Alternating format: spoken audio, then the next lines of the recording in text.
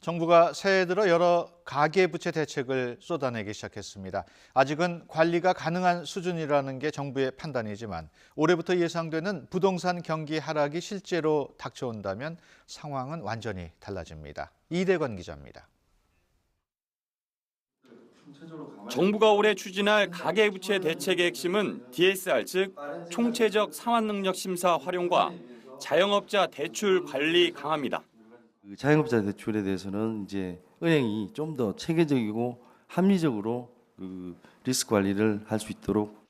실제로 정부가 대출 규제로 돌아선 지난해 하반기 이후 가계대출 증가폭은 줄어든 것으로 나타났습니다. 지난달 은행권 가계대출 증가폭이 전달 증가폭에 비해 60% 감소한 겁니다. 정책 효과가 나타나고 있다고 자신하는 정부의 근거입니다. 하지만 부동산 시장과 연계되면 그리 낙관적이지 않습니다.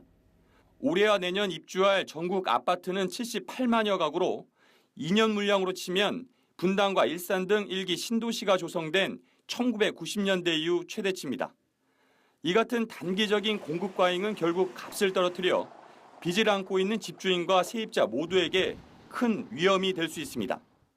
집주인의 경우 역전세 난의 우려 문제를 낳을 수도 있고 세입자는 보증금 반환이 어려워지면서 깡통 전세의 문제를 낳을 수 있는데요.